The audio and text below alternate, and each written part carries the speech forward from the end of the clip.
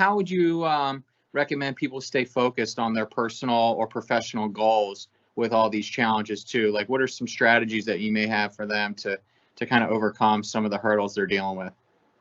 The first thing that comes to mind, Kyle, is time block, right? Block that time out for whether it's prayer time, meditation time, work on your business time, working, because with the homeschooling, we know how hard that must be. I went on a listing appointment a couple weeks ago, and the mom was homeschooling 3 kids at once. And I was like, wow, how hard is that? 3 different grades. So time, we got to be very disciplined in blocking out time to do whatever it is we need to do, whether it's working on a business, spending time with the family, or personal stuff. How should they be structuring their day, or what kind of advice would you give them as far as blocking time to make sure that they're taking advantage of this holiday season, spending time with family, but then also getting geared up so they're coming out of the gate strong in 2021 to achieve their professional goals as well? Sure. So 2021, I mean, it's here because we should be really doing some things now to get results in 2021, right? Sure. We should be doing that. And one of those things is lead gen. But as far as like time blocking, when are people? A good friend of mine, you may know him, Pete Kolash. Do you know the name? Yes, recognize. Good friend of mine. Like, he was an old mastermind group, me and 2 other guys for a while, and he came. I think he came up with this idea, and in fact, I heard it from him. He called it 30 Sunday 10 p.m. And what he means by that is the first of every month, you look 30 days out at your month. Every Sunday night, you look at your week, and 10 p.m. every night, you look at your day going forward.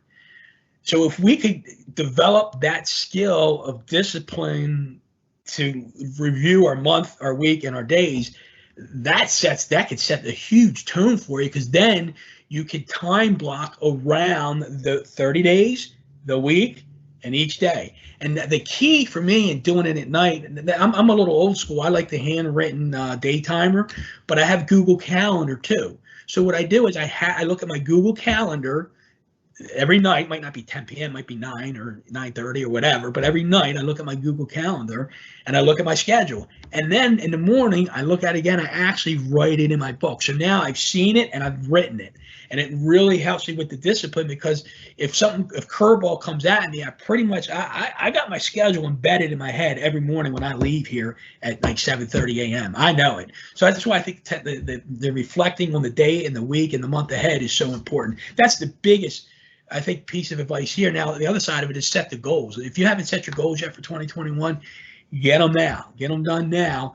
And don't just write the goal and say, I wrote a goal. Write a goal for behind a why. So why do you want that goal? Why do you want to make so much money? Why do you want to sell so many houses? Why do you want to write so many contracts? Why do you want to be so fit? Whatever that case is, and answer the question why. And I think as we answer the question why, we get a little more motivated to adhere or discipline ourselves to that time blocking. And the last piece I'd say to you, Kyle, is I think it's so important to visualize your future in the present. Does that make sense? Mm-hmm. Oh yeah.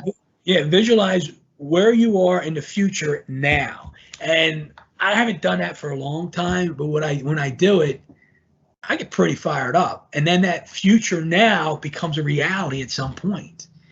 And I think we do that, man. People can do that stuff. It's not easy, but if you can discipline yourself, man, I don't think there's any limitations.